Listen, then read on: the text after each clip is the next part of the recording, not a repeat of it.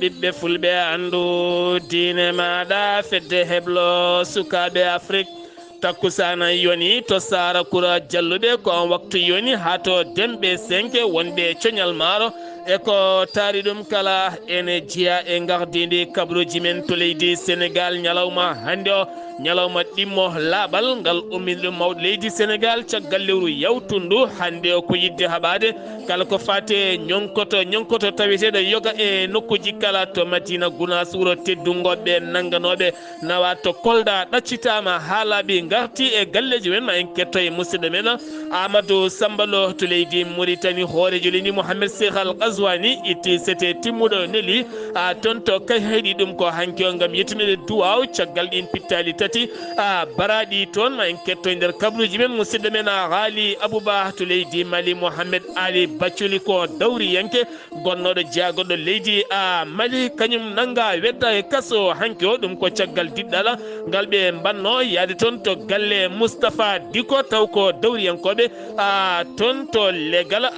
toon to legal ngal mbiyata Bako Ji Koroni ACI to leydi Guinée Conakry seppoji kaɗaɗi kay yuɓɓinde ko fate CNRDB kolliti wonande kay oɗo saaha kala jiɗɗo jeeyede seppoji mabɓe kala alhamisa ko wutte boɗejo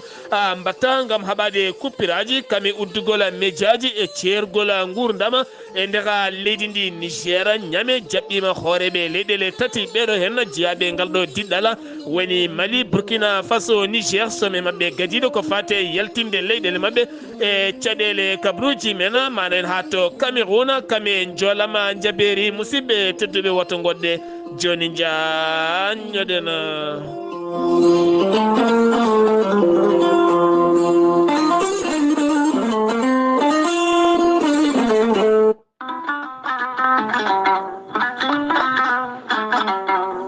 gorel te ko aadi yanke mo firtata aadi e jayde weltare TV gorel te ko aadi yanke ɗoftowo ɓen safotoɓe e muɗuma gorel te ene hollita weltare mum faade ɓen e kala saaha artoɓe gorel te ene kollita dañi hen aafiya mawɗo no feewi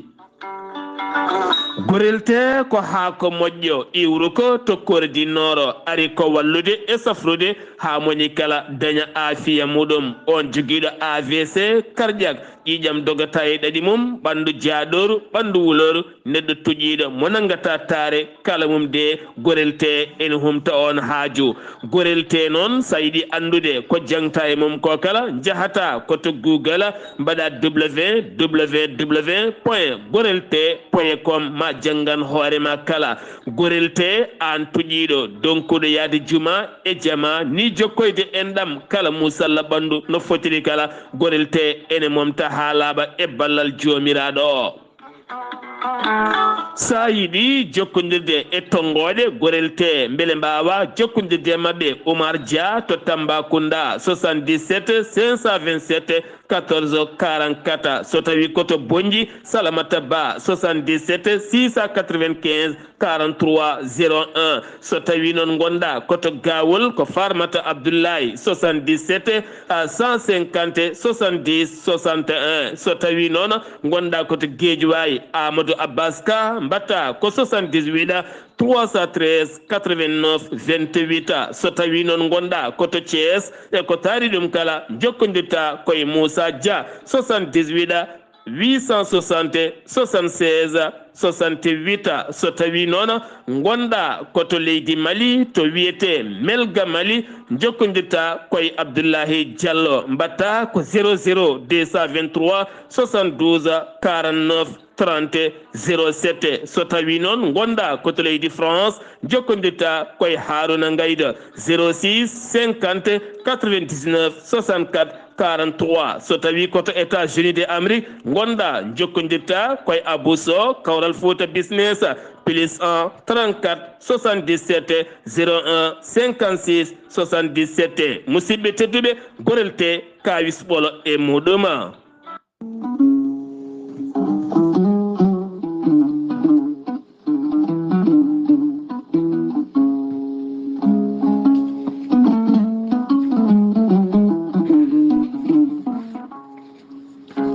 aadi bil aadi salade aadi ɓuuri firtude aadi ceerno Amadou Tidiane Diallo gorko mo melga wuro jinneji wi ko firtata aadi mo aadunde e jande weltare ɓiɓɓe fulɓe andu diine maɗa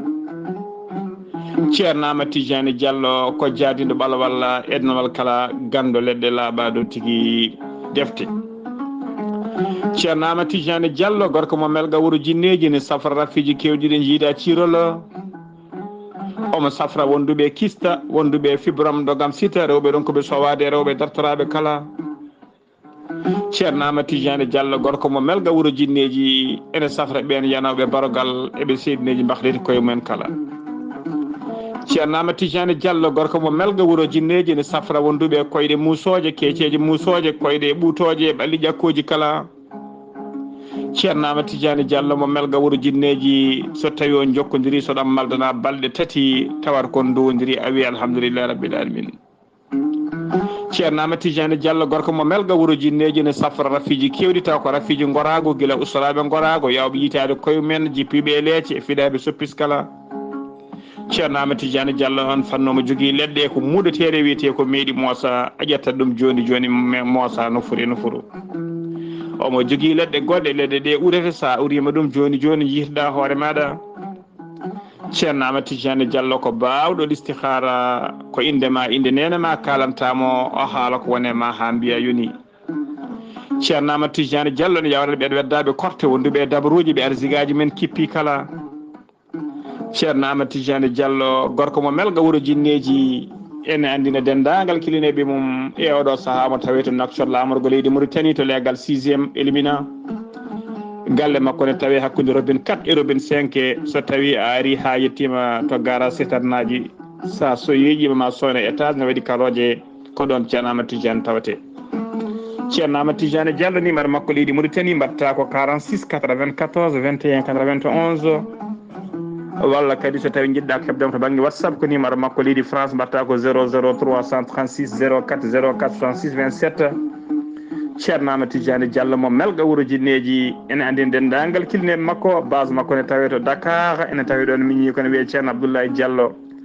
ceerno Abdoulaye Diallo heɓete ko 77 714 94 15 ceerno Amadou Tidiane Diallo ne andina kilineɓe ɓom kadi omo jogui base makko to Dappolo Polol Dande Mauritanie Lande Maayo to Mauritanie Sénégal base o ne tawi to Dagana Mauritanie ha to Rose Mauritanie kala ene tawi toon biyeteɗo ceerno Amadou Dia gorko mo leeraɓe tawateɗo oɗo saaha joni to Dagana Mauritanie ceerno Amadou Dia noon kala jiɗɗo jokkodirde e mum mbatta ko 77 537 79 28 kala jokkodire makko fati leɗɗe koyɗe musoje leɗɗe ɓayɗi ƴakkoji ɓalli musoji keceje musoje kala e leɗɗe gorago ma heeɓa hano hannirta ni ceerno Amadou Tidiane Diallo gorko mo melga wuro jinneji kollaɓɗo reedu ko malaɗo woni mbadden danɗo faade makko kettode kaburuji mon e demgal pula Afrique Asie Europe Amérique Moyen-Orient Océanie jam ñalle moon musidɓe tedduɓe aset jeeɗiɗi aset jeegoma aset jeegoma lewru jeeɗiɓoyru hittande ujunnaje ɗiɗi e nogas e nayyi yonti kumpital men ɗemgal pulaar ɗo yeeso haalirde he ko musidɗo moon guiɗo moon sehil moon Sar Abdoullahi Sarr to karallagal Weltare TV ko musidɗo moon Saydou Abouba Sara Kouro jalluɓe woni koye sunare ɗum ko caggal hanki wonande on jombajo guittunoɗo ɗon ene nawe to Dakar on oto mo hinde toyta ene wonno e muɗum yimɓe jeegomo taw kadi ko ɓen nawoɓe on jombajo nden ɓe jeehi ha to nattirde Linguére ko ɗon noon pono oto fusi oto noon yani waɗi tarlo no fewi debbo goto noon wasi en fittandu muɗum on debbo noon basde fitanmo wiyetno ko Aminata Dialalo Diallo ko banum debbo Yahya Mahamadou Ka wira hande o ɗon ɗo Sara Kouro jalluɓe waɗi hen noon gañiɓe jombajo ne tawi to Touba ene gañi waɗi hen woɗɓe gañiɓe hen ɗum ko caggal nde oto o yani ɗon ɗo natirde Linguére jayde Weltare TV Weltare ɓiɓɓe fulɓe nelde duwaw dendagal Sara Kouro naɓe kala nelde duwaw Yahya Mamadou Ka kono ne kandi jomiraɗo yurmoto yaafo on jaltuɗo aduna gañiɓe nde jomiraɗo ɓeydantaɓe cellal timmugal keddoɗen koye kumpital men ñalawma hande o jeegoma lewru jeeɗiɓuru woni ñalawma mo hooreji lendi toɗɗi gam laaɓal siftinde moon o fuɗɗi ɗum koye lewru maydu ndu ngol woni gadigol kay ko ummindemo ñalawma laaɓal kala kay mayiɗe lewru e daroɗe mum kala ma suuɓe hen ñalawma goto beele kadi yimɓeɓe kala jippo e booli he gam ittude ñonkoto kame kurjuraji e ɗiɗon fannuji kala beele kadi leydi ndi wona e laaɓal e senare jeeyi sababu noon oɗo ñalawma hande hewɓe nottima nduɗon noddandu gam tiggidde yogay gaawi e riigi kala haɓade ko fati banggue inondation woni yo layru ko noon kadi ittude ñonkoto kewɗo no feewi on Ousmane Sonko tawaɗo oɗon ñalawma hande toon to ndar gueji dande maayo ɗum ko hanki o fodani ɓen awoɓe aw men ma yaaru yeeso kono kadi wonde gaz jiitaɗo toon o kadi ma waw rende kadi e ɓen awoɓe hagueɗe kala ɓuura wawde yarude yeeso kono ɗum ko hande o finoɓe to leggal Pikine toon to ndar gueji dande maayo gulliti noon ko diƴƴeɗe laaɓani wonde leggal mabɓe gam wallitede beele gueɗe mabɓe kala ɓuura wawde yuɓɓinede haaɓe tina koye mabɓe oɗo henna ñalawma laaɓal hande o hoorejo leydi Sénégal hono Bassirou Faye hanki o joɗodima toon to galle lamargo to ɓen jaydiyankoɓe joguiɓe cimti simtoɓe yogay pottitte kala ɗum noon ngal kaldigal ɓen gullitima jobdi mabɓe hewani te kadi tampere mabɓe ne heewi no feewi kanko mo lendi o arti e hollidde darde ɓen jaydiyankoɓe darde labtude tonne kadi e darde mabɓe fayidinde mabɓe mbawa ɗoftede ha gueɗe mabɓe kala ɓuura wawde yoltede kono kadi o arti e famminde ko fate banggue ñamale fiscal impôt wonande yogay médiaji ko ndewete joɓani o arti e yañade oɗon fannu kono kadi o holliti ɓen jaydiyankoɓe nde ɓeydata darde e gollal mumen mbawa toppitade nde tawno état o wona haɓade jaydiyankoɓe ko yidde wallodirde jomumen haɗen gueɗe kala ɓuura hewde lawola to Kaolack imama juma mo lewna ñasiyena ñande aljuma hankide e nder khutba makko o erima gouvernement mo leydi Sénégal ha tenti noon hoorejo leydi Sénégal hono Bassirou Diomaye Faye wonande kay ɓen sukaɓe élevaɓe maɓe tolno capanɗe jeegomo e nayo élève riwaɓe to banggue kawguel baccalauréat gam guykaji teskede hen nde ɓen mbawata wallede garta e kawguel men mbasa kay gurdam men bonnirede dani hen tan ndu noddandu noon nani ɗuma jagorɗo tambiɗo jangde towde leydi Sénégal woni Abdourahmane Diouf wannoɗo hanki batu muɗum toon to Diamniadio o holliti wonande kay ɓen élevaɓe riwaɓe oɗon fannu o so tawi kay jomumen ene cohli dartade gueɗe men jahata kay koye disodiral to banggue kaldigal tambiɓe ɗen duuɗe ɗe mbawa kay yoltuton hujja mumen waɗa kadi jangto toon ko fati e guyka kaɓe teskira haaɓe diwa e guelɗo hen kawguel guela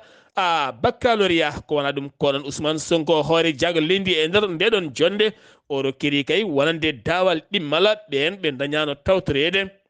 guelɗo hen kawguel guel hinde baccalauréat taw saabi ɗum ko fare banggue état civil woni kayitaji walla ni ɓen sowiɓe ene donki wadde ɗum walla ñawɓe walla joguiɓe haajuji goɗɗi ene donki tawtorede guelɗo baccalauréat el taw kene ponno wadde guelɗo hen kawguel jomumen ne mbawi winditade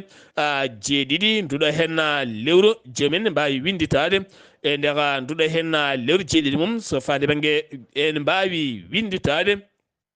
so binditima ha gayni noon ma mbaw kay jeeyede e guelɗo hen kawguel ɗo hen tan e lewru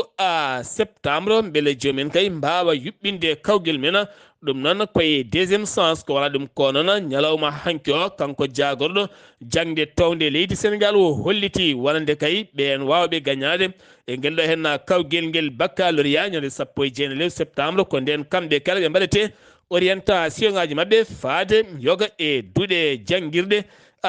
gendidi leydi Sénégal jaafoɗon ngol binditagol wonande kay taw kadi ko ɓen ɓe ganduɗa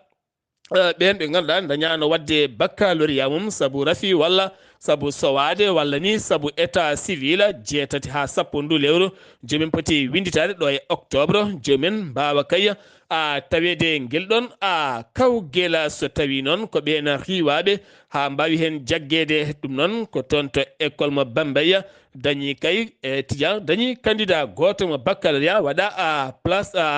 place sur le mandat de dépôt kam wedda e kaso jeeyi sababu noon ko caggal guyka peñka hen toon to Bambeya to Daara Jolof kene tolno e candidat ji jeetati kañumene nanga to banggue baccalauréat mbaɗa garde à vue jeeyi sababu noon ko feccudeɓe to banggue message WhatsApp wonande guyka teskaka e oɗon fannu jeeyi sababu noon hikka o kene tolno capanɗe jeegomo e nayo élève woni riwaɓe taw koye guel ɗo hen kawguel baccalauréat gasguel ñalawma hanki o gouvernement mo leydi Sénégal ene jogui miijo dartinde ko fate banggue ciifodiral nandodiral ngal hakkude leydi Sénégal kame Arabie Saoudite ɗum noon ko société saoudienne ko fate banggue on société wadde isine bahlowo ndiyam kaɗɗam wattuɗum belɗam beele kadi yaltinde Dakar e ndiyam toon to Lac Rose ko wona ɗum ko noon kanko Cheikh Tidiane Dieye woni jaagoɗo ndiyam o holliti on contrat mo 1,5 milliards ko projet franc CFA ko kewɗo no feewi so tawi kay ngal kaldigal ala ko gayni haydara koɓe firtoɓe ngal ɗon kaldigal Abdoulahi Ka jeeya koye Pastef kam woni toɗɗaɗo hanki o woni gardiɗo mairie mo Padduwa o lomti noon ko Maria o yomti ko Maymouna Dieye on jaagoɗo mo ganduɗa hande o woni koye poste jagorgal mum kanko on noon o ittama e gardidi mairie mo Padduwa hande o ko Abdoulahi Ka woni toon to Bambeya wonande chef adjoint tambiɗo ko fate banggue cellal ɓalli taw ko jooɗi safara tawiteɗe nder Bambeya yaltini cimtol o holliti taw koye jayde AS o holliti kanko on biyeteɗo Maymuna kanko on biyeteɗo Mariam Mati Dione o holliti ɗum koye jayde AS kene foto wonde 164 kolkisaɗo tawa e muɗum via sida ɗum noon koye nder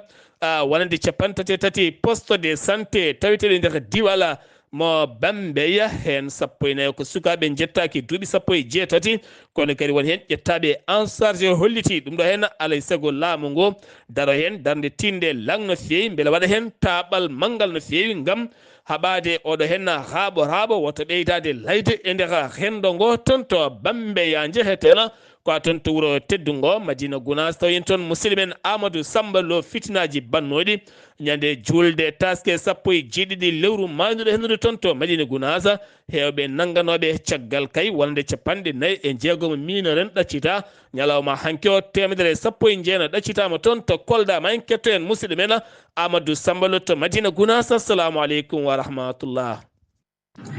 Wa aleykum salam wa rahmatullahi taala wa barakatuhu. Sar Abdoulaye Sarr mi saminima kadi mi juurimama mi samini denndangal bandiraɓe hettotoɓe Weltare TV weltare ɓiɓɓe fulɓe andu diine ma. Sar Abdoulaye Sarr kabaruji men ɗo e nder wuuro teddungo Madina Gounass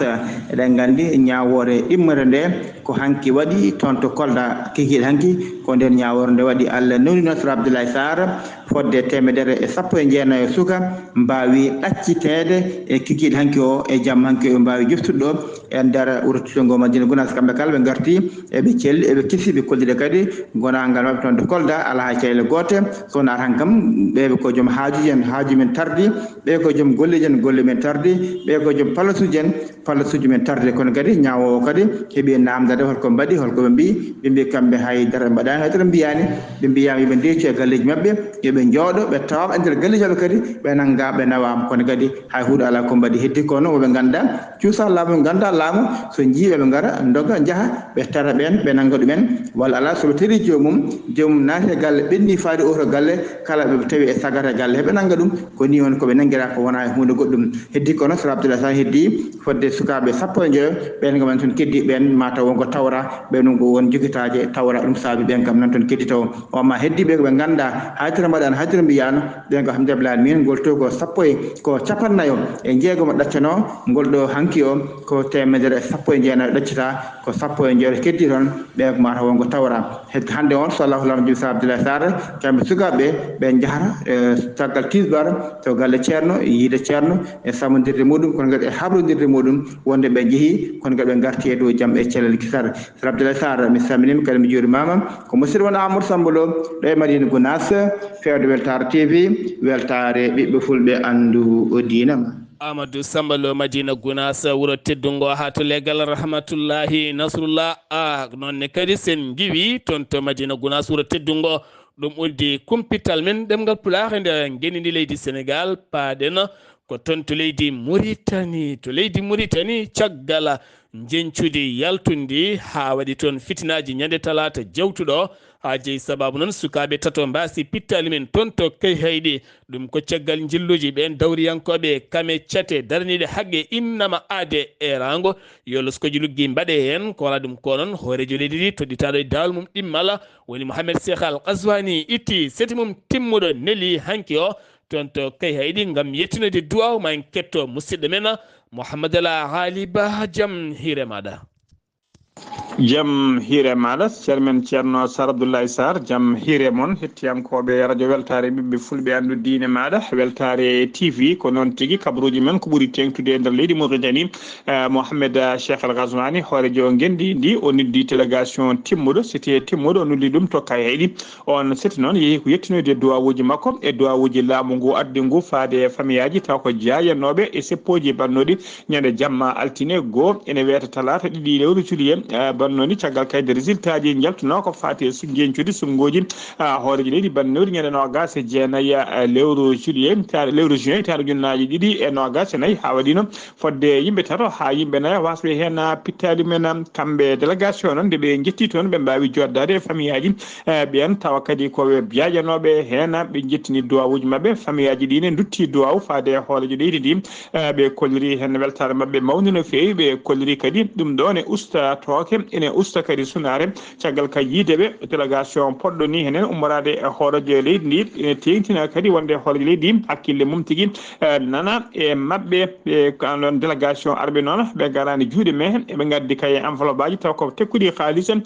faade jinnaɓe ɓen sukaɓe wasɓe hen pittali men no mballotiri kay ko fati e guenayse so tawi noon ko délégation ko ɓeɗo tigui tawate nder délégation hono ministre secrétaire général du gouvernement ene wiya Aissata Ba Yaya wondude Ahmed Wula Nini on ko conseiller à la présidence de la République wondude Diallo Mamadou Abdoulaye on ko secrétaire général to ministère des finances wondude Wali walla mbiyen gouverneur di Gorgol hono biyeteɗo Ahmed Wula Sidbe wondude hoorede conseil régional de Gorgol hono Ba Amadou Abou wondude maire de Kaydi hono Demba Ndiaye wondude Thiam Diombar on ko ancien ministre ko ɓeɗo goni délégation mo hoorejo leydi ndi nuli toon tokka heeɗi faade famille aji taw ko jayanoɓe e nder dillere wannode toon ha joni ko leydi Mauritanie keɗoɗen tokka heeɗi ha joni e nder sagataɓe nangganoɓe e dillere wannode ñande jamma altine goo lewru juillet ene welta ɗiɗi talata ɗiɗi lewru juillet hollirama e nder nangganoɓe hen nogas jeetato sagata goppitama ha laaɓi paati e galleji mumen e oɗo saaha joni noon teskama tappuji komo neɗɗo nana keddi e juuɗe dadiɓe ha joni ko leydi Mauritanie keɗoɗen to leydi Mauritanie hono laamu leydi France tawi koye communiqué dewɗo kay e ministère de l'Europe wondude et des affaires étrangères ɓe mbaɗi tigui félicité fa Mouhamed Cheikh Al Qaswani hoolejo gendi Mauritanie ɗi amannoɗo kay deuxiéme mum mandat e suɓogoji bannoɗi ñande nogas jeenayyi lewru juillet 2024 ɓe kolliri noon ɓe waɗimo félicité mbiya kadi o jogor jaam eɓe kestitina kadi ha joni tawi jokkodiral e coopération moƴƴo jokkodiral e gollodiral moƴƴal hakkude leydi France hakkude muɗum e leydi Mauritanie ha joni ko leydi Mauritanie keddoɗen guila ñande ɗiɗi lewru juillet 2024 gonɗen ɗo internet koko taaƴa ha laaɓi nder jokki leydi he kala ñalawma hanki o noon nder conférence de presse mo jagorgal leydi Mauritanie kalfinaɗo ko fate gueɗe nder leydi e jaccina gollamu o arti hen tigui holko saabi kay internet o ne coupé o holliri noon internet coupede kay koye peeje moƴƴe e jeeya e saaha force majeure tawate nder leydi he o holliri tigui saabu yimɓe teskima guila internet o kuppa kay e oɗo saaha joni jaam fuɗɗima artude nder leydi he e incu kadi ustima o holliri noon e kala saaha kay dillere waɗi nder leydi he internet o ene ɓeyde bone ene ɓeyde kadi incuje kala saaha o holliri yimɓe hewɓe ne kewi yaltinde naate ɓosoje woni vidéo ji walla saaha taw ko image uji bannoɗi koye guila ko ɓooyi e leyɗele goɗɗe mbawa artirde e nder leydi he kolliri tigui ɗum waɗi koye nder ngoɗo wuuro walla nder ndiɗo leydi walla nder ngoɗo wuuro foof noon gam ñawnude pittali yimɓe e ñawdude ɓerɗe mumen e tigui oydude yoga e e beeli yoga e yimɓe ɗum noon ko holliri e ɗum jeeya e peeje ɗe laamu ngu heewi ƴettude e kala sahaa so guppude internet mum kay ha tigui jamma wawa artude e nder leydi he ha joni ko leydi Mauritanie keddoɗen aljuma hanki joyi lewru juillet 2024 fuɗɗima e nder jok leydi Mauritanie he kala kawguel ngel kawguel noon mbiyetengel BFPC woni tigui brevet e nder jok leydi he kala hitande hikkande noon sukaɓe ɗaftodiroɓe ngel ɗon kawguel koɓe temedde jeegom e capanɗe jeetati e joyi ujunere fawi temedde joyi capanɗe tati e goho élève woni 685 531 élève ɗaɓɓoɓe ngel ɗon kawguel ngel hinde brevet e nder teskama noon e ngel ɗon kawguel kadi ko sukaɓe rewɓe ɓuuri hewde saabu e nder temedere kala hen capanɗe jeegom piccal capanɗe jeegom e tati woni 60,63% ko sukaɓe rewɓe taw ko ɗaɓɓoɓe ngel ɗon kawguel baccalauréat so tawi noon ko candidat ji wiyeteɓe les candidat libre hitande hikka nde koɓe ujunnaje nogas nafi temedde jeeɗiɗo yimɓe tato candidat so tawi noon ko candidat ji ummoriɓe to école aji privé kamɓe koɓe sappo e jeetati ujunere temedde jeeɗiɗo capanɗe temedde jeeɗiɗi capanɗe nayo e ɗiɗo woni 18 742 élèves taw ko école aji privé ɗaɓɓoɓe ngel ɗon brevet eɗen mbiya tan yo Allah newnanɓe ɓe keeɓa ngel ɗon kawguel ngel ɗon waɗi ko balɗe seeɗa caggal kay nde concours entrée en 6e année ɓenni so kawguel brevet ngel ne gasi ñalawma hande o ene teska tan ɗo e balɗe seeɗa ma fuɗɗo ko wiyete kawguel baccalauréat musidɓe tedduɓe gasi ha laaɓi ceer ko ɗum ɗo wonno komin tonga noon habaruji mon e ɗemgal pulaar e nder leydi Mauritanie e sowtol musidɗo moon sehil moon Haali Abouba yo jaam Allah jogomi jogo on Haali Abouba golle ma jooɗi peewi kampital men toon to leydi Mauritanie laaɓi ceera kono kadi ko oɗon takkusana yoni ɗon ɗo noksoɗa ha toon to berel gawde e nder galle ceerno Abou Diaba Sow ko taari ɗum kala ha to ñiɓirde ceerno Alhaji Amadou Tijane Ba to kay hayɗi e ko taari ɗum kala paɗeno ko toon to leydi Mauritanie paɗen ko toon to leydi Mali jaafuɗon to Ségou ko worɓe jogitiɓe jani e leggal biyetengal Bamanakin sanga 3h jamma ɓe dañi yoɓa toon fittandu suka debbo mo duuɓi nogas en wonde ɓinguel muma ngel duuɓi nayyi ngel noon ene wuuri kono kanko suka debbo ɓen walanoɓe boowal ɓe dañi tigui yoɓade fitta noon caggal ɓe paye leeɗe goɗɗe kono andaka beele ko bandiji tan walla ko ɓen joguitiɓe armée ji ne gowi wadde e kala saahaɓe ɓe inniri terroriste en woni seɓɓitiɓe yahoɓe ene nder guita pittali yimɓe gouvernement malien artiri kene tolno temedere capanɗe nayyi e jeenayyi migrant yimɓe mabɓe juukiɓeɓe toon to maaje walla mbiyen juukinoɓe toon to ceene ɗe Niger waɗaɓe refoulé toon to Algérie bedda e ceene ɗe Agadeza Nguleki Hendu Rafiji e Heege e kala mum ne ifnidiri e yoga e nokkuji kala ɓen hen temedere capanɗe nayyi e jeenayyo mbawi artine hen rewɓe kame sukkaɓe ɓe gartirama ha toon to bowallaɗe diwaji ngal Modibo Keita Seynou jaɓiɓe toon ko jagorɗo on fanno Moussa Atahera on wawi noon bismadeɓe nder gendi mabɓe caggal kay nde ɓe jaaɓi artude e ballal cate darniɗe haqqe ɓen ɗannotoɓe taw koye ɗanleɗe ndewani lawol région de Gawo localité nokku biyeteɗo edan toonne kadi ko sukaɓe nayo mbasi toon pittali mumen taw koye pettugol pittol tufanogol pettugol ngol gasano fettude ne suuɗi posone mum nder ɓen sukaɓe nayo ngol fetti koye juuɗe mumen duuɓi jeegom duuɓi jeeɗiɗi duuɓi jeenayyi duuɓi sappo e goho ko ɓeɗo hen mbasi hen pittali mumen Mohamed Ali Bathily ko jagorɗo wonno kono kadi ko dawriyanke kam waɗa mandade dépôt waali jammum kadi to kaso kanko Mohamed Ali Bathily gonno dawriyanke gonnoɗo kadi jagorɗo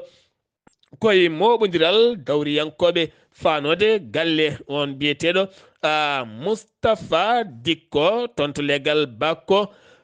jikoroni ACI ko toon kay o wawi nanguede ɗum noon ko caggal kay walande wiyede mo ɓittina kadi addude seppoji walla addude dillere e nder leydi walla yidde dillinde jeeyi sababu noon waali jamma ko gadiɗo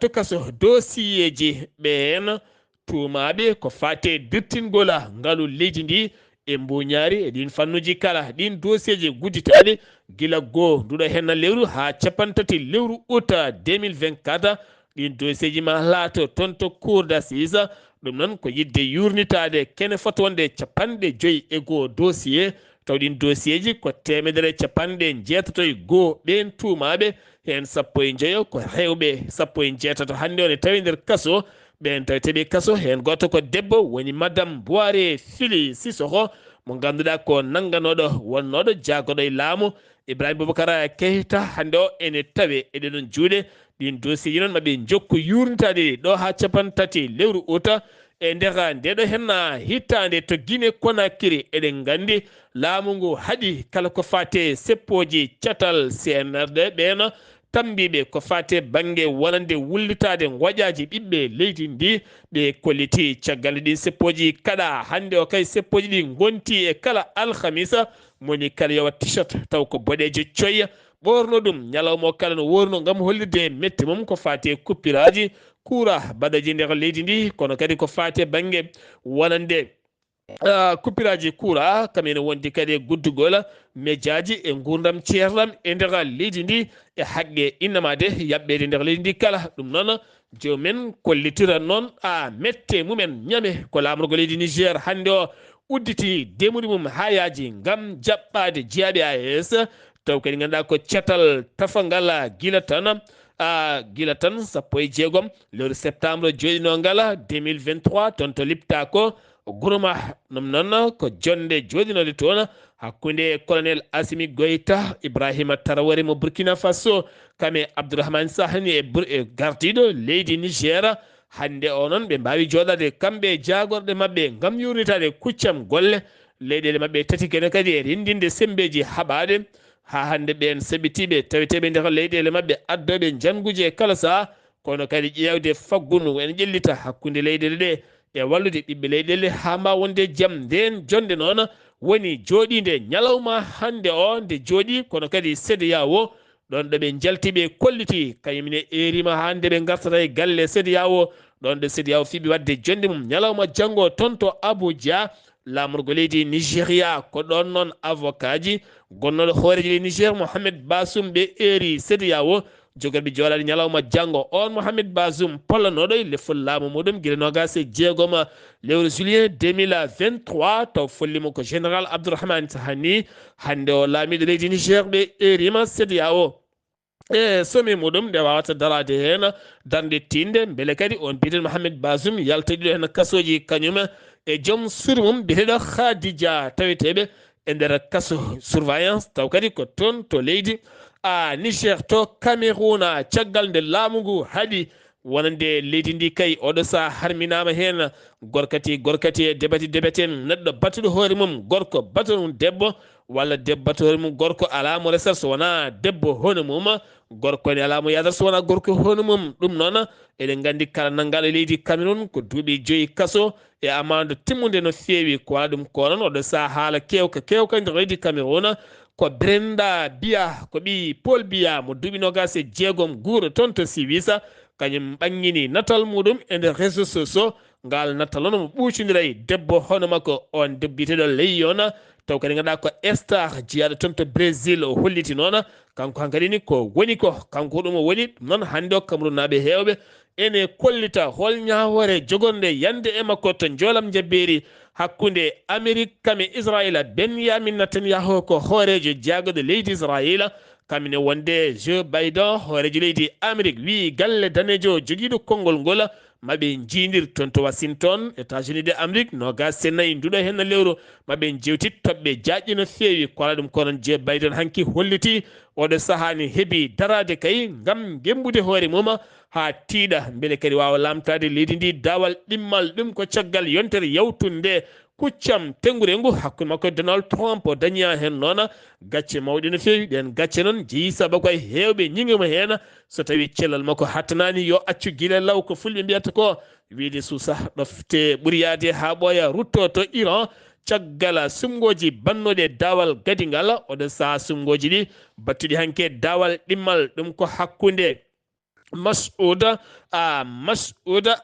Pezeshkian ene wondi kadi e Sayita Jalila ɓeɗo hen ɗiɗo poɗodira no kanko Masouda noon kanko woni hanki gañiɗo kala temedere capanɗe 53 piccal jeeɗiɗi woni ko dañi hen so tawi noon ko Saïda kañumne dañi kala temedere capanɗe 4 piccal 3 oɗo saaha noon laamu wodani Massoud o woni lomtiɗo Ibrahima Raïsa basnoɗo fittanu mum ñande 19 lewru mai taw kadi koye hélicoptère muɗum ha jeeyi sababu manda mum haaɗi ɗon Hamas ɓe Palestine Gaza erima Israila aɓe padi jaabuwol mabɓe ɗum ko caggal kaldigal udditongal hanki o toon to Doha Qatar beele kadi datingol jeygue accitgol otage uji ɗon ɗo ganduɗa nde fiyande bonde wulde wande guila octobre 2023 jeeyi sababu pittali kewɗi keddi en ɓoyata mawno e lebbi jeenaya ɓe kolliti noon ɗo ha samedi o aɓe padi kay ko fati banggue jaabowola Israila dattingol jeygue e oɗon fannu musidɓe tedduɓe ɗum ɗo henna wonno kumpital ngal min gaddanno moon kikiɗe hande o so tawi noon koto leydi Mauritanie ko musidɗo men Ali Abouba so tawi koto Madina Gounass ko Amadou Sambalo ɗo yeeso haalirde he ko musidɗo moon guiɗo moon sehil moon Sar Abdoullahi Sarr kettimalaki jaam yo jaam Allah o hiranena